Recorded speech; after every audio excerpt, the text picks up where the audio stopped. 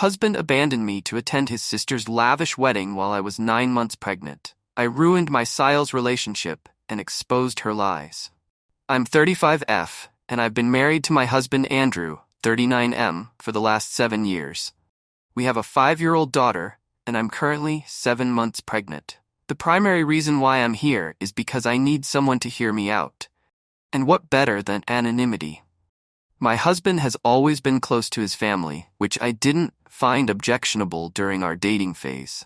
His family was sweet to me whenever we met, but soon after our marriage, I realized that he was really close to his mother and sister. They have a gang-like friendship. While this didn't impact our relationship as a married couple, I used to roll my eyes at them ganging up, not at me, and moved on. In any social gatherings or parties, they usually sat together and criticized others. Initially, they tried to involve me in their fun activity, but I'm not that kind of small-talk person, so I stayed out of it. However, they didn't bother me, so I too didn't bother them. While my MIL and Sile were not that warm and friendly with me, they used to stay away from my lane. I too tried to avoid them as much as possible. I didn't enjoy mocking people behind their backs and hugging them when in front. Anyway, after I conceived my first child, I stopped visiting my in-laws' house. Firstly, I was looking for a reason to cut them off. Second, my MIL and Sile were toxic. My husband was kind and gentle, but God knows what happened to him when he met his mother and sister. He would just transform into a different being. Until my husband was civil with me and at home, I didn't care what he did for those 2 to 3 hours he met his family on weekends. I gave him that space. When my daughter Sarah was 3, my in-laws started poisoning her ear, saying, "Mama is a bad woman." But my daughter fought back, cried, and said, "Mama is good." She then came home and told me what had happened. My husband laughed at this situation, saying they would have just teased the little girl, but I knew the real intention behind it. Since then, I have never left my daughter alone with those evil women. Things started going south last year when my Sile began dating a wealthy businessman from Scotland. It's understandable that she was over the moon to have found such a man falling for her. But why on earth my husband was so excited about that guy really kept me wondering. To give a little background about my in-laws, my Phil retired years ago and lived in his ancestral farmhouse by the countryside. I've met him only a handful of times, and he's a no-nonsense person, unlike others. Probably that's the reason he had moved out to seek peace. My MIL and Sile are jobless and surviving on the rent of one of FIL's properties and allowance from him. My husband also pays his mother a part of his salary as an allowance. I have always been self-dependent, so I don't mind Andrew giving some grants to his mother. Coming back to the main point, ever since my Seal started dating that rich man, her attitude changed completely for the worse. She considers herself to be a princess or so. She would often flash those expensive gifts that she got from her boyfriend at the family gathering or any social event. My Seal left no opportunity to show off to everyone how rich her boyfriend was. The funny part is my MIL also had her feet floating. She would giggle with Seal like they were both teenagers. Their behavior got on my nerves, and my annoyance was clear on my face. It's not that I'm jealous or so. Why would I be? The thing is, since my MIL and CL were surviving on a tiny budget, they never crossed their line because they barely had anything to show off or look down upon me. However, with her newfound love, they both subtly tried to demean me and accused me of being jealous of them. Of course, they didn't say this to my face, but I got the hint from their body language, and some of the relatives also confirmed the same. Soon after this, I got pregnant with my second child, and thank God it saved me from visiting their place. Andrew would insist that I let Sarah spend time with them alone, but Sarah wouldn't budge. She is 5, yet she doesn't want to be with them. I know some of you would blame me for turning my daughter against my in-laws. Let me tell you, children have better senses than adults. They can differentiate between love and fakeness.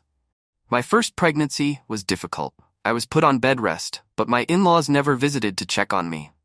My second one is comparatively easier, but they visit me often, not to check on me, but to show off their new jewelry collection, a trendy dress, or a bag worth thousands of dollars.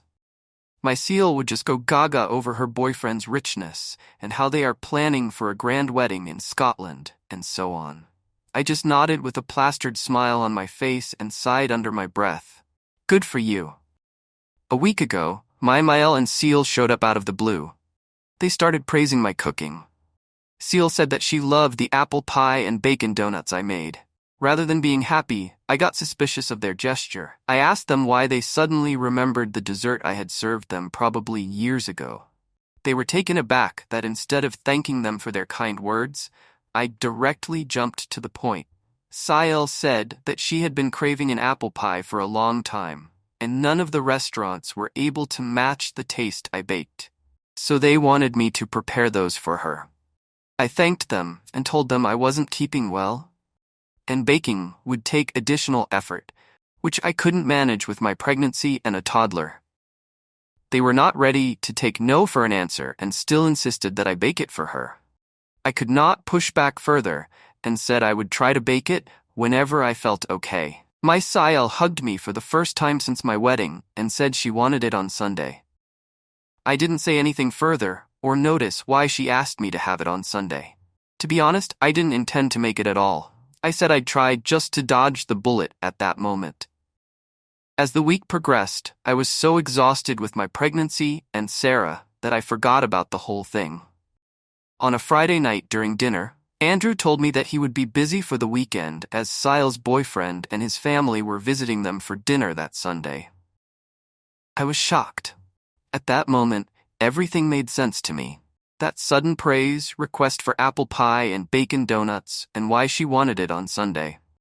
Well, I know I bake the best apple pie one could have. I mean, I'm truly good at it, but this doesn't mean I would give in to their trap. I informed Andrew about his mother and sister's visit and the request for dessert. Andrew said that his Sael's boyfriend and his Scottish family have a sweet tooth, and they had heard a lot about American apple pie and wanted to taste an authentic one. Andrew almost blurted out how his Sael had boasted about herself that she could bake the best of this dessert, and promised to serve his family during the family dinner. I was aghast. I told Andrew that I was not going to take up this hard work in this condition when someone else was going to take the credit for it. And on top of that, I was not even invited to the dinner. He said I was in my 7th month, and his mother thought I would be uncomfortable in front of the guests, so they skipped inviting me. Even if I believe her intention to be genuine, which it's not, why didn't they tell me about the dinner when they visited me asking for dessert? Andrew just shrugged his shoulders and said he didn't know. Andrew went to pick up his father on Saturday and said he would return home on Sunday night after dinner. Of course, I wanted to make a big deal out of it and fight with Andrew, but I chose my mental peace, knowing that whatever I did would not stop him from attending that function. On Sunday, I deliberately switched off my phone and locked myself in my room with Sarah. I guessed my Mael and Sael tried to contact me on my cell phone, and when it was not reachable, they sent a voicemail on the landline. I ignored the call on my landline as well. Although I was not at peace knowing they would curse me for backing out, I felt satisfied that I didn't give in to their demands. On Monday morning, when I switched on my phone, I saw it flooded with missed calls and voice messages. It started with pleadings and ended with curses. As soon as they got the notification that their messages were delivered to me, I got a call from my Mael.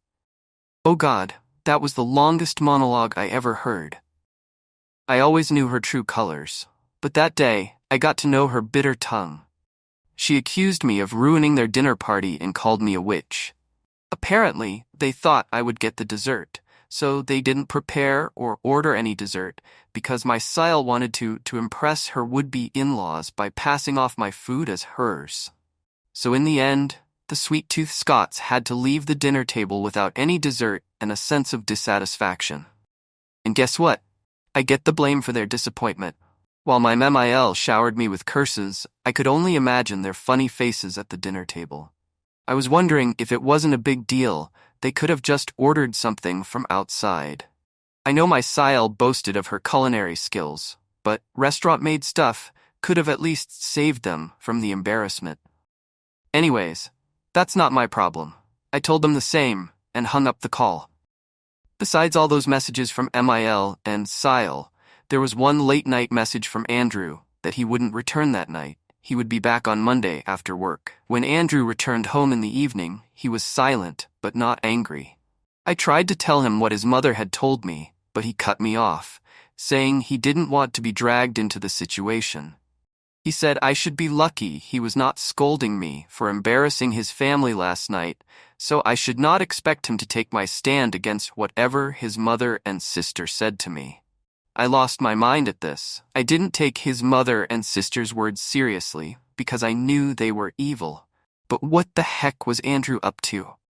I mean, first of all, he should have taken a stand when I was cut off from the family dinner. How on earth am I responsible for ruining an event to which I was not invited? It's been since then, and we are not on talking terms. Neither he nor I have made any effort to talk it out. Although in my mind I feel I'm so done with them, deep down I sabotaged myself, thinking, did I really ruin their reputation by turning down their demand? I don't know, guys. Update 1. Hi all, it's been 2 months since my original post. I'm in my 40th week, just almost about to pop. So, in the aftermath of my last post, I realized that I have been way too tolerant of my husband.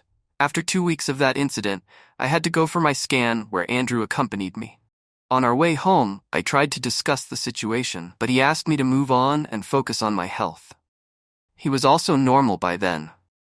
I took it positively that he did not hold on to any grudge, but somewhere I felt his behavior to be secretive. Anyways, just today morning, I woke up to see Andrew packing his bags. When I opened my eyes, he was trying to stuff his wedding suit into one of his bags. I shivered at that sight and almost yelled at him, asking him the reason for the packing. He said that he was going to Scotland for his sister's wedding. I was lost for words. I mean, when? How did this happen? I bombarded him with questions. When was the date fixed? Why was I not informed? And on top of that, how could he leave me on my due date? Yes, I'm due tomorrow. He tried his best to dodge the questions or answer them in a single syllable. I told him that he just could not avoid me like that. I was angry, hurt, sad, shocked, all at the same time. Could you imagine your husband leaving you alone with a toddler during your due date? I can't express more. I won't lie that I was calm. I held his shoulder and nudged him for an answer. He said that it was planned last minute, and he had to go. His sister's would-be in-laws insisted on this particular date, and he couldn't do anything about it. Of course, he can do everything about it. He can skip the wedding. While we were in the middle of this, our doorbell rang. Andrew rushed to answer it, as if he was expecting someone. That was his mother. She barged into the house, shouting at Andrew for running late. She dragged his bags outside the room, saying that he didn't need to pack the remaining stuff because whatever was short they could buy from Scotland. The sentence came as if to mock me. I wanted to smack her head at that moment. When she smirked at me, I realized that it was too late to stop Andrew or fight over it. So I went back to my room, threw the remainder of Andrew's path bag in the living room, and locked the door. I heard my Miel cursing me at the top of her voice. They left shortly after that. I then realized why Andrew had acted so secretively for the last month, and I was thinking that he was just torn between me and his family. I was in deep pain, both mentally and physically, crying out my heart loud. I realized that the chaos woke up my daughter Sarah. She came to me, hugged me, and said that I would be fine, and I should be excited because we would soon have a baby in the house. Her innocent words melted my heart, and I wrapped her in my arms. We spent the day playing in bed. I tried to keep myself distracted, but no matter how hard I tried, I couldn't get over the fact that Andrew abandoned me in this condition. I am breaking down every now and then. I have called up my sister to stay with me tomorrow because I don't know when my labor will kickstart. I had to make this update today because what happened today is choking me. Wish me a healthy and peaceful labor. Update 2. Hello everybody. I know, it has been months since I updated. First of all, I'm blessed with a baby boy. Thank you. Okay, that day soon after my post, I logged into my Facebook and saw Andrew happily posting pictures of himself and his family enjoying in Scotland. I just couldn't hold back myself and broke down. It was past midnight, and Sarah was fast asleep. I went to the washroom and let my emotions flow. I had been holding it throughout the day in front of Sarah. I cried for almost an hour. I was on the verge of fainting when I realized that my water had broken. I somehow crawled to the living room to call the ambulance. I have a very hazy and vague memory of what happened in between. The next I remember was being in the ambulance, carried to the hospital. When my condition stabilized, I cried out Sarah's name. The nurse said they found Sarah crying beside me while I was passing in and out of consciousness. As the house was empty, they brought Sarah along with them. The poor soul was sitting in the front with the attendant. I was relieved that my daughter was safe. Within a few minutes of arriving at the hospital, I gave birth to my baby boy. The nurse said they tried to contact my husband, but his number was unavailable. My sister arrived in the wee hours of the morning. She lived 120 miles away. When my sister got to know about my situation, she rebuked me for not calling her earlier. I thought I had a day. She also asked me to get rid of Andrew ASAP since I was discovered in such a situation by the hospital officials. They informed the police regarding the same. The police asked me if my husband abused or assaulted me because they perceived that I was abandoned in that condition. I told them the truth.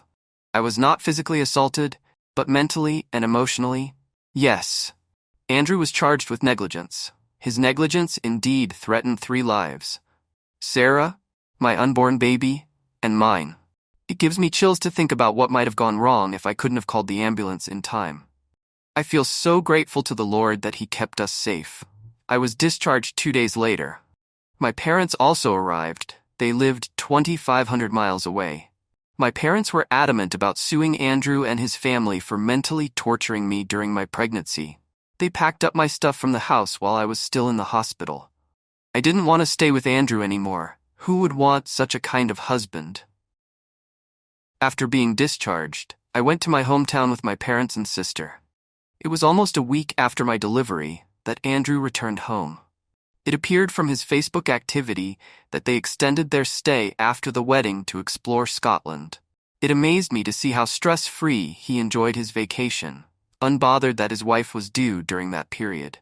He didn't even call or text me during that time. I also didn't disturb him because I had planned to ruin him and his family. A week later, when he returned, he found an empty house, a legal notice of divorce, and the charges the police pressed against him. He had a week to appear before the police to give his statement. He panicked and called me 100 times. I won't lie, I enjoyed the sight of his endless calls and pleading voicemails. Soon I got calls and voicemails from my MIL, begging me to talk to them. I told my parents about it. They called Andrew and asked him to visit our house. He flew down to our house that very day with his mother. My parents humiliated both of them for torturing me and threatened to ruin both of their lives. Andrew insisted on talking to me in private. He literally begged me for forgiveness and reconciliation, starting to emotionally manipulate me by saying that our child needs a father too, and I shouldn't deprive them of happiness. I asked him the gender of our second child, and he was dead silent. My boy was a week old, but his father didn't know he was born. Do you think a child needs that kind of father? His mother also pleaded for forgiveness, saying that these court cases would damage their reputation with their new relatives, Seal's in-laws. But I didn't care.